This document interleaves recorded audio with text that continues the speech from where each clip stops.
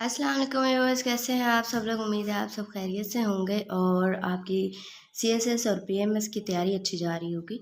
तो जैसा कि आप जानते हैं कि हमने एबिलिटी वाला पोर्शन स्टार्ट किया हुआ है और उसमें आज हमारा लेक्चर है प्रॉफिट एंड लॉस परसेंटेज का। पहले हमने परसेंटेज को डिस्कस किया, डिटेल में हर टाइप के क्वेश्चन हमने डिस्कस किए। उसके बाद आज हम प्रॉफिट एंड लॉस परसेंटेज के बारे में बात करेंगे। तो जैसे कि आपको मालूम है कि प्रॉफिट का फार्मूला क्या है, मैं आपको फार्मूला एंड कंसेप्ट समझा देती हूँ, ठीक है। उम्मीद है आपको समझ आ जाएगी। तो प्रॉफिट का फार्मूला है sale value minus cost value. Mean कि जिस चीज़ में जिस प्राइस में ख़रीदी है चीज़ वो वैल्यू, और फिर जिस वैल्यू में सेल करनी है वो वैल्यू, और उसमें से जो कॉस्ट वैल्यू आएगी, जो कॉस्ट वैल्यू मीन के जो अब जैसे मैंने एक पेन ख़रीदा पहले, ठीक है, वो मेरा कॉस्ट वैल्यू होगी। अब फिर मैं जब इसको सेल करूँगी तो वो मेरी सेल वैल्यू होगी, ठीक है। तो वो सेल वैल्यू में से कॉस्ट वैल्यू को माइनस कर दूँगी तो हमारा प्रॉफिट फाइंड हो जाएगा, ठीक है। उसके बाद लॉस को अगर हमने फाइंड करना है तो कॉस्ट वैल्यू में से लॉस को सेल वैल्यू को माइनस कर देंगे तो वो हमारे पास आ जाएगा लॉस वैल्यू। उसके बाद प्रॉफिट परसेंटेज को अगर आपने फाइंड करना है तो इसका ये थोड़ा सा टेक्निक मैं आपको बता देती हूँ। नीचे इसके फार्मूले में कॉस्ट ही आएगा नीचे, ठीक है, दोनों में, प्रॉफिट में भी लॉस में भी। अब प्रॉफिट को आपने कैसे याद करना है, sale minus cost over cost multiply by 100, ठीक है। 100 क्यों आया, परसेंटेज की वजह से। अब आपने इसको याद करना है, पी एस से याद करना है, ठीक है। पी एस मीन के प्रॉफिट के साथ सेल पहले आएगा, और उसके बाद लॉस के लिए आपने एल सी याद करना है, ठीक है। प्रॉफिट के लिए पी एस याद करना है, ठीक है, और लॉस के लिए एल सी याद करना है। मीन के प्रॉफिट परसेंटेज के फार्मूले में सेल पहले आएगा, लॉस परसेंटेज के फार्मूले में कॉस्ट पहले आएगा, ठीक है, और नीचे कॉस्ट ही आएगा, ठीक है, और इनको मल्टीप्लाई बाय 100 कर देंगे। उसके बाद अगर हम बात करते हैं कॉस्ट वैल्यू, अगर आपने फाइंड करनी हो या आपको कॉस्ट वैल्यू दी गई हो तो उसके लिए वर्ड कौन से यूज़ करेगा एग्जामिनर, वर्ड यूज़ करेगा purchase value, original value, old value. क्योंकि ओल्ड वैल्यू वो होती है ना जो पहले का चीज़ खरीदी हुई है, बाद में तो जब सेल होगी तो वो तो उसकी न्यू वैल्यू हो जाएगी, ठीक है। बॉट वैल्यू, बाट वैल्यू, ठीक है। उसके बाद हम सेल वैल्यू की बात करते हैं। सेल वैल्यू में एग्जामिनर कौन से वर्ड यूज़ करेगा, सेल वैल्यू में वर्ड यूज़ करेगा resultant, new value and increase value, resultant, new value and increase value. उसके बाद हम बात करते हैं कि प्रॉफिट, अगर प्रॉफिट का वर्ड है और प्रॉफिट का वर्ड वो यूज़ नहीं करता तो उसकी जगह पे वो कौन से वर्ड यूज़ करता है, rise, increase, gain, surplus, excess, ठीक है। ये वर्ड प्रॉफिट के लिए यूज़ किए जाते हैं क्वेश्चंस में। एग्जामिनर आपको घुमाने फिराने के लिए ऐसे वर्ड दे देता है जिससे बच्चे कंफ्यूज हो जाते हैं। उसके बाद लॉस, अगर हम लॉस की जगह पे ये वर्ड इस्तेमाल करेगा off sale, cut, loss, discount, error, mistake, ठीक है। लॉस के मायने में ये वर्ड यूज़ करेगा, प्रॉफिट के मायने में ये वर्ड यूज़ करेगा। उसके बाद परचेज वैल्यू में कॉस्ट वैल्यू के लिए ये वर्ड यूज़ करेगा और सेल वैल्यू के लिए ये वर्ड यूज़ करेगा, ठीक है। तो उम्मीद है आपको कंसेप्ट समझ आ गई होगी, फॉर्मूला समझ आ गया होगा। अब चलते हैं क्वेश्चंस की तरफ। जी, तो हम क्वेश्चन की तरफ चलते हैं। क्वेश्चन है हमारे पास, if the value of share of X Y Z company, mean के एक्स वाई जी कंपनी है, कोई भी कंपनी है, ड्रॉप्स फ्राम, ड्रॉप, अब मैंने ड्रॉप का लफ्ज़ किस में यूज़ किया था, लॉस में, मीन के यहाँ पे लॉस हो रहा है, ठीक है। फ्रॉम 25 रुपये से 21 रुपये तक ये लॉस कर जाती है कंपनी का share. By what percentage is the value of share decrease, तो कितनी percentage value of share decrease हुई, डिक्रीज का मतलब लॉस, ठीक है। अब आपको पता चल गया होगा, अगर ड्रॉप से भी हमें पता चल गया कि लॉस हुआ है, डिक्रीज से पता चल गया लॉस्ट हुआ है, ठीक है। तो लॉस हमने फाइंड करना है, लॉस परसेंटेज की बात कर रहे हैं, क्या बात कर रहे हैं, व्हाट परसेंटेज, मीन के परसेंटेज है और डिक्रीज मतलब लॉस है, तो हमने फाइंड करना है लॉस परसेंटेज। तो लॉस परसेंटेज का फार्मूला मैंने आपको बताया था कि लॉस परसेंटेज का फार्मूला कैसे होता है, एल ठीक है। लॉस को हम एल भी लिख सकते हैं, लॉस भी लिख सकते हैं आप लोग। लॉस सी, मतलब एल सी बताया था ना, C minus sell over C, cost minus sell over cost. तो ये हमारे पास आ जाएगा लॉस परसेंटेज का फॉर्मूला। ठीक है, इसको आपने यहाँ पे मल्टीप्लाई बाय 100 भी करना है, मैंने बताया था आपको। तो यहाँ पे कॉस्ट है हमारे पास, कॉस्ट कितनी थी पहले, 25। ठीक है, क्योंकि 25 से 21 तक कम हुई है ना, तो न्यू वैल्यू हमारे पास सेल वैल्यू क्या है, 21।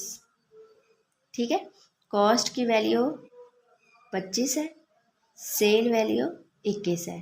तो यहाँ पे हम फॉर्मूले में वैल्यूज पुट कर लेंगे, 25 माइनस 21 ओवर 25 मल्टीप्लाई बाय 100। अब 25 में से 21 को माइनस करें तो क्या बचेगा हमारे पास, 4 ओवर 25 का 25 ही रहेगा मल्टीप्लाई बाय 100। अब इसको काट लेंगे, 25 एक 25, 25 4 100। ठीक है, अब ये भी कह सकते हैं, देखें 4 बार 25 हो तो 100 बनता है ना, इस वजह से हमने इसको काट लिया। 4 को 4 से मल्टीप्लाई करेंगे तो हमारे पास आंसर आएगा 16। तो ये हमारा आंसर है, मीन कि 16% डिक्रीज हुई है। ठीक है, उम्मीद है समझ आ गई होगी। अब चलते हैं नेक्स्ट क्वेश्चन की तरफ। जी, तो हमारे पास क्वेश्चन है, the price of newspaper rises. अब राइजेस का मतलब क्या है, बढ़ गई। ठीक है, प्रॉफिट हुआ, from 5 cent to 15 cent. What is percent increase in price, mean के इंक्रीज हमने फाइंड करना। अब यहाँ पे इंक्रीज का मतलब वहाँ पे डिक्रीज था, ठीक है, यहाँ पे इंक्रीज है। पहले क्वेश्चन में डिक्रीज हमने फाइंड किया, मीन के लॉस फाइंड किया। यहाँ पे इंक्रीज है तो यहाँ पे हमने प्रॉफिट फाइंड करना है और परसेंट फाइंड करना है, प्रॉफिट परसेंटेज।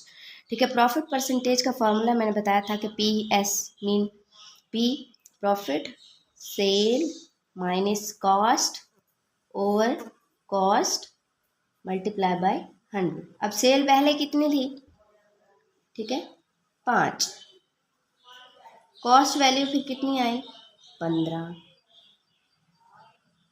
ठीक है, ओवर कॉस्ट 15 मल्टीप्लाई बाय 100।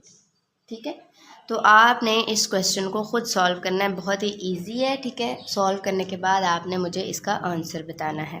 अब चलते हैं नेक्स्ट क्वेश्चन की तरफ। आपने इसको कैलकुलेटर से फाइंड कर लेना है। जी, तो अगला क्वेश्चन है हमारे पास, what was the original cost price of. अब ओरिजिनल कॉस्ट प्राइस हमने फाइंड करनी है, मीन के कॉस्ट ही फाइंड करनी है, ऑफ आ रेडियो, रेडियो की डैट सोल्ड फॉर $70, जो कि बाद में $70 में सेल हुआ, ड्यूरिंग आ 20% ऑफ सेल। अब 20% ऑफ का मतलब के डिक्रीज वैल्यू करके सेल किया, तो हमारे पास ओरिजिनल कॉस्ट प्राइस क्या थी, मतलब तो 70 में सेल हुआ, 20% ऑफ करके सेल किया, डिस्काउंट करके सेल किया, तो इसमें हमने ओरिजिनल कॉस्ट वैल्यू फाइंड करनी है। तो अब देखें, ओरिजिनल कॉस्ट हमें नहीं पता, ठीक है, आपने पहले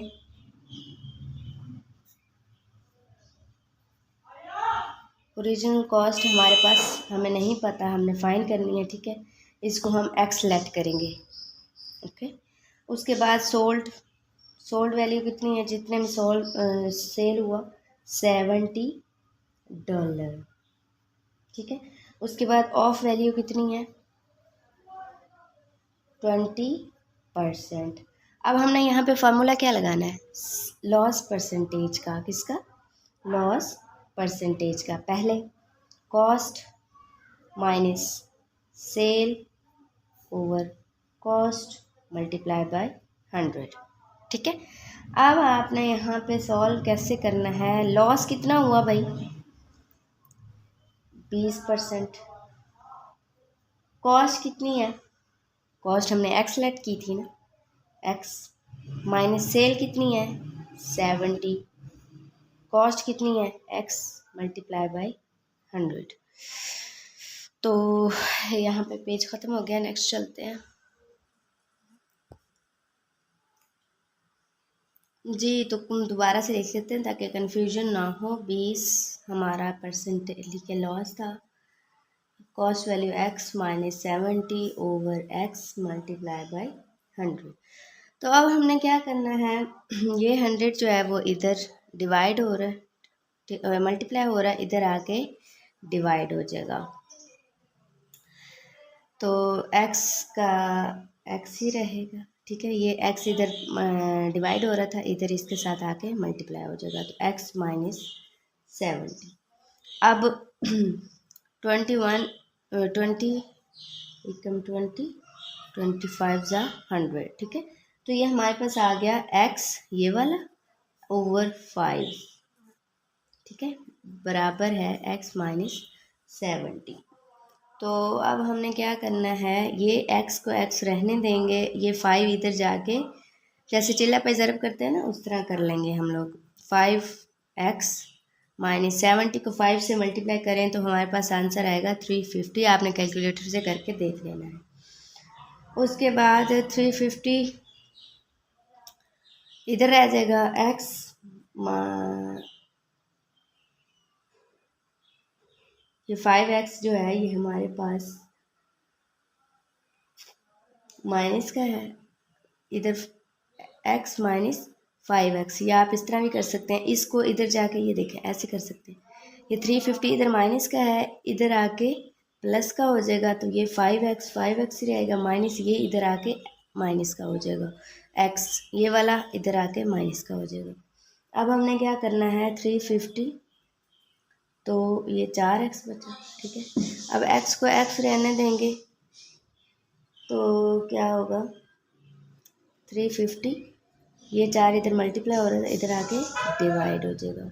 तो हमारे पास आंसर क्या आएगा, 87.5। तो हमारे पास x की वैल्यू आई 87.5। तो ये हमारे क्या था, हमने क्या फाइंड की, ओरिजिनल कॉस्ट वैल्यू हमारे पास 87.5 है, ठीक है। उम्मीद है समझ आ गई होगी। अगर नहीं आई तो आप मुझे कमेंट में बता सकते हैं कि यहाँ से हमें समझ नहीं आई। अगर कहीं मैं छोड़ देती हूँ कोई चीज़, कोई कैलकुलेटर मिस्टेक हो जाती है तो आप ख़ुद उसको देख लीजिएगा।